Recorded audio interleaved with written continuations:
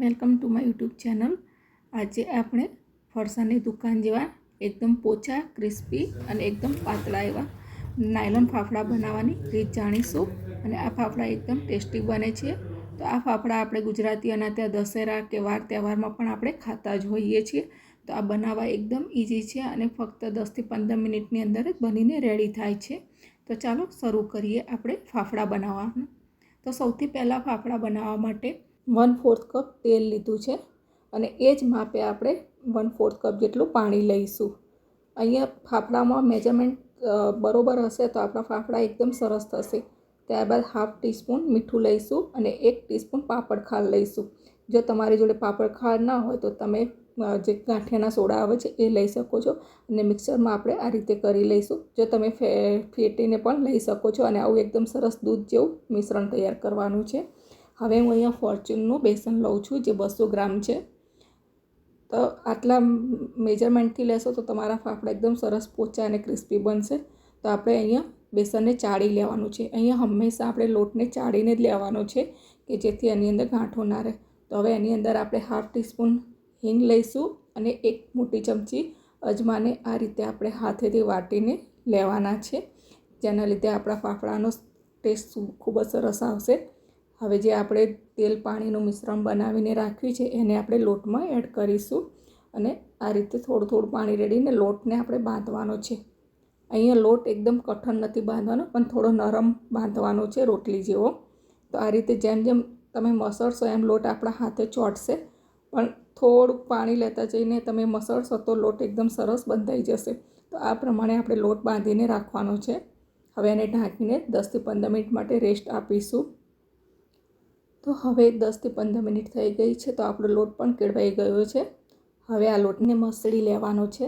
તો જે આપણે તેલ પાણીનું મિશ્રણ થોડુંક 1 ચમચી જેટલું હતું એ થોડું હાથમાં લઈશું અને આ રીતે આપણે લોટને સ્ક્રેચ કરવાનો છે કે તમે આને પાટલા ઉપર પણ કરી શકો છો। તો આ રીતે જેમ જેમ તમે લોટને મસળશો એમ ચીકણો થતો રહેશે। તો એનો કલર પણ થોડો ચેન્જ લાગશે। તો તમે જોઈ શકો છો કે પહેલાં કરતાં આપણો લોટ થોડો વ્હાઈટ પીળાશ જેવો આવ્યો છે। હવે જેમ જેમ ચોંટે એમ આપણે ચમચીથી ઉખાડીશું અને મિક્સ કરતા જઈશું। તો આ રીતે લગભગ 6 થી 7 મિનિટ સુધી આપણે લોટને સારી રીતે મસળી લેવાનો છે અને લોટને આ રીતે થોડુંક તેલ લગાવી હાથે અને લોટને સારી રીતે મસળી લઈશું। તો હવે તમે જોઈ શકો છો કે અહીંયા લોટ આપણો એકદમ સરસ મિક્સ બની ગયો છે। તો અહીંયા ફાફડાનો લોટ કેવો જોઈએ તો તમે જોઈ શકો છો કે આ રીતનો આપણે સ્ટ્રેચેબલ થાય, એટલે કે ખેંચીએ તો લાંબો થાય એવો લોટ આપણે બાંધીને તૈયાર કરવાનો છે।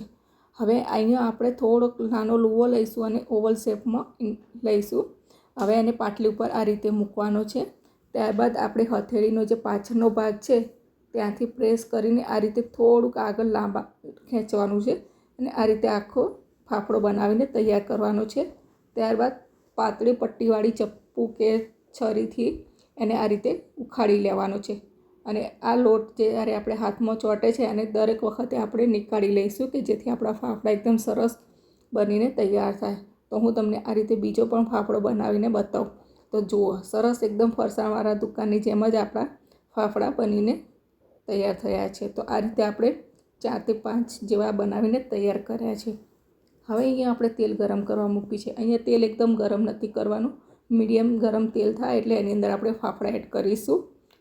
તો તમે જોઈ શકો છો કે જુઓ, એકદમ તેલ નથી, ધીમે ધીમે આપણો ફાફડો તરાય છે। તો આ રીતે આપણા ફાફડા ધીમે ધીમે તરીને ઉપર આવે એ રીતે જોવાનું છે। તો આ રીતે એકદમ ગેસની ફ્લેમ મીડિયમ રાખવાની છે, એટલે કે એકદમ સ્લો રાખીને તરવાના છે અને લગભગ 1 થી 2 મિનિટની અંદર એને આપણે પલટાવી લઈશું। તો તમે જોઈ શકો છો કે એકદમ સરસ વ્હાઈટ એવા આપણા ફાફડા બનીને તૈયાર છે। તો આને આપણે તરતા પણ બહુ વાર લાગતી નથી। આ રીતે આપણા ફાફડા બંને બાજુ તરાઈ જાય એટલે કે ચારાથી કે ચીપિયાથી એને કાઢી લઈશું। તો આ રીતે બધા જ ફાફડા આપણે બનાવતા જઈશું અને તરતા જઈશું। તો તૈયાર છે એકદમ સરસ બજાર જેવા ફાફડા। તો એની ઉપર આપણે કારા મરી અને સંચરનો મિક્સ કરીને એની ઉપર આપણે છાંટીશું કે જેથી ટેસ્ટમાં ખૂબ જ સરસ લાગશે।